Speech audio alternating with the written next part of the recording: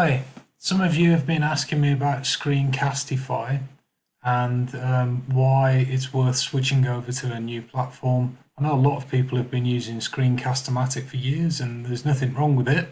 In fact, I'm making this video with Screencast-O-Matic so that I can show you exactly how Screencastify works. But Screencastify does have a couple of distinct advantages, which we're going to see in just a moment.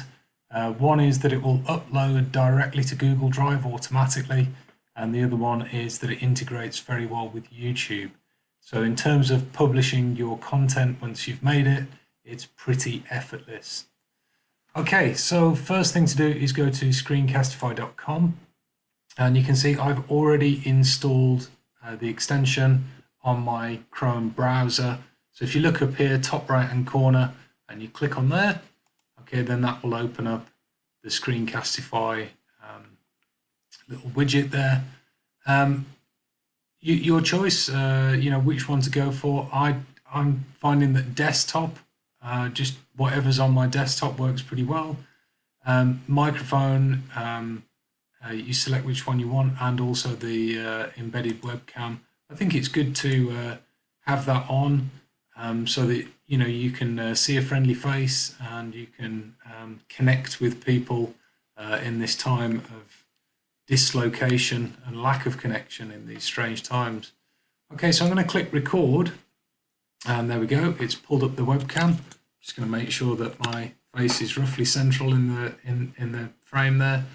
And again, you can see here it's asking me whether I want to show my entire screen. So I'll click on that. And I'm going to click share, and it's going to beep 3 times to let me know. Here it goes. There we go. Okay, so now that is making a recording. And you can show the students whatever you want while you're doing this. You can talk them through a PowerPoint, whatever it is that you're making the screencast for.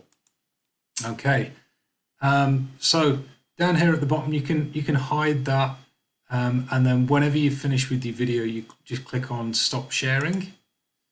And then the magic happens. Okay, it opens up another window here and allows you to title your work. So I'm just going to call this one test.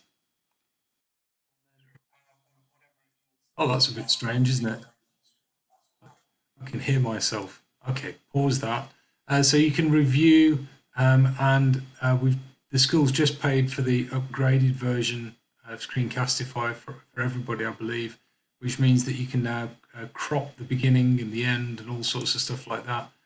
Okay, all of the normal features over here where you download, but this is the amazing thing. It's already uploaded to my Google Drive. So if I just click on here, look, this is my Google Drive. And you can see within my Google Drive, there's a folder called Screencastify.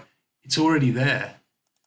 So if I double click on that, it will just play back the little video clip that we just made.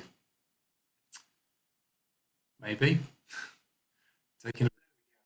Okay, so now that there we go. Right, making a screencast about a screencast of a screencast while watching a screencast. Okay, then the other thing that you can do here is it's already on your Google Drive, but with one click you can publish it to YouTube. So if I click on there, that's my YouTube channel, Mad Dog Science, and then up to you, public or unlisted. Don't leave it as private because only you will be able to view it. Okay, so public, and then just click upload. I'm not going to do that at the moment because I don't want test to go live on my YouTube channel. Okay, that's it. Those are those 2 bits of one-click sharing are the benefit of using this. If you don't have a Google Drive, if you don't have a YouTube account, you can still share your video very, very simply.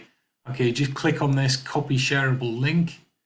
Okay, and then for example, you could go into Microsoft Teams and you could post it in one of your teams just with one click. It really is as easy as that. So I can post that into here, and it will go live into the science faculty chat there.